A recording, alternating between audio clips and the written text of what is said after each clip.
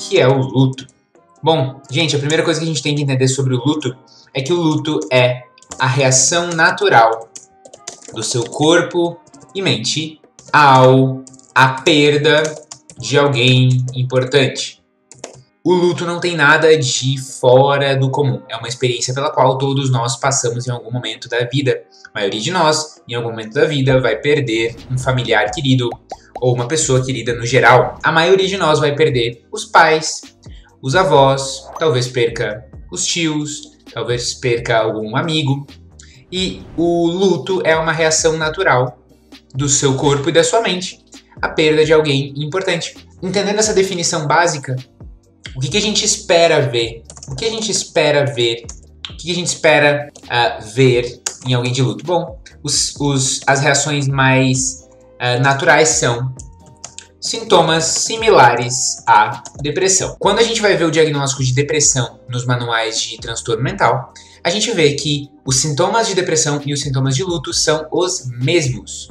Qual é a diferença dos sintomas de luto e dos sintomas da depressão?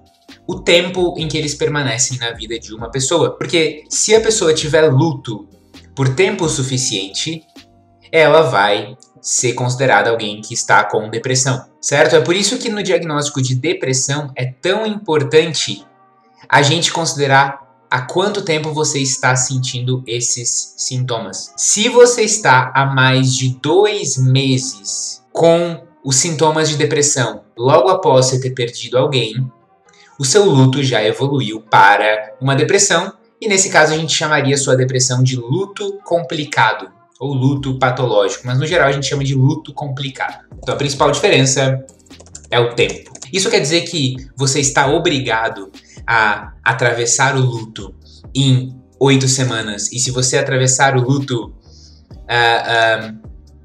em mais tempo, você não soube atravessar direito? Quer dizer que 2 meses é o tempo ideal para atravessar o luto? Não. O número de semanas que você leva para voltar ao normal depois de um baque, como a morte de alguém querido, depende de muitos fatores. De como você estava antes, de quem foi a pessoa que morreu, da forma como ela morreu, se foi mais ou menos traumático, de quanto você já estava preparado para a morte daquela pessoa. 2 meses é só um número que a gente coloca para você ter como ponto de referência, ok? Então, se está se aproximando daqueles 2 meses e o negócio não parece que vai melhorar, você fica atento. Se já passou de 2 meses e você continua com os mesmos sintomas, fique atento. A principal diferença entre uma depressão e o luto é quanto tempo os sintomas duram. Muito bem, agora a gente está aqui querendo entender qual é a diferença do luto normal e do luto patológico. Diferenças entre o luto normal e patológico. Qual é a principal dessas diferenças? A gente já falou, é o tempo de processamento.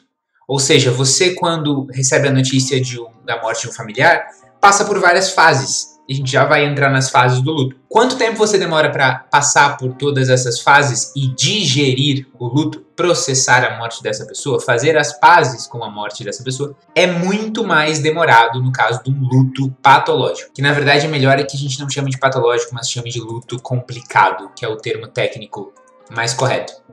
Beleza? Além do tempo de processamento, qual é a diferença entre o luto normal e o luto complicado? Normalmente, o luto complicado é comum em mortes que foram traumáticas. Em mortes que foram traumáticas. O que é uma morte traumática? É quando a pessoa... É quando você não estava esperando pela morte daquela pessoa. Quando você tem um familiar idoso que está no hospital e está cada vez pior a situação dele, você começa a esperar a morte daquela pessoa. Agora, quando você tem um amigo que não costumava se envolver em problemas ou dirigir imprudentemente, e esse amigo se envolve num acidente de trânsito e morre, essa é uma morte traumática, porque ela rompe o fio condutor da sua vida, o fio da história que você contava e das expectativas que você tinha sobre o mundo. Algumas mortes, elas mudam a nossa visão de mundo. Você nunca imaginava que aquela pessoa ia se acidentar, ou que aquela pessoa ia ser assassinada, ou que aquela pessoa ia se suicidar. As mortes traumáticas, elas têm potencial de se transformar num luto complicado, muito maior do que as mortes que já eram esperadas. Qual é uma outra diferença entre o luto normal e o luto complicado? No luto complicado existe muita culpa e vergonha associadas ao evento. Quando a gente está falando de um luto normal, o processo do luto normal é o processo de você fazer as pazes com o fato. E esse fato é a pessoa morreu. E todas as fases do luto que você talvez já tenha visto no nosso livrinho, ou que você vai com a minha ajuda relembrar agora, todas essas fases são o seu organismo, corpo e mente passando pelo processo de aceitar a morte da pessoa. Agora, quanto mais culpa existe, quanto mais vergonha existe, culpa e vergonha são sentimentos muito associados. Quanto mais a gente vê esses sentimentos, maior é um sinal de que a pessoa não está processando direito aquele luto. Porque culpa e vergonha são sentimentos associados a não conseguir aceitar alguma coisa, a ficar remoendo algo ruim do passado. Correto?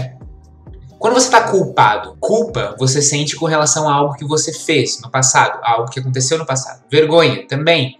Vergonha é um sentimento relacionado a algo que aconteceu no passado, ou que está acontecendo agora, mas geralmente você fica remoendo as coisas erradas que você fez, as coisas erradas que você disse, o que você deveria ter feito, dito, etc. Essa culpa e essa vergonha, permanecendo no processo todo de luto, dificultam você aceitar a morte da pessoa e conseguir seguir a sua vida.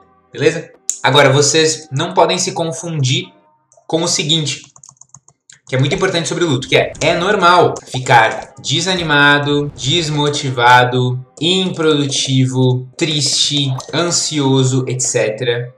quando você está em luto. Você estar desanimado, desmotivado, improdutivo, triste e ansioso não é um sinal de luto complicado, a não ser que você esteja assim por muitas semanas. É muito normal ficar desanimado, etc.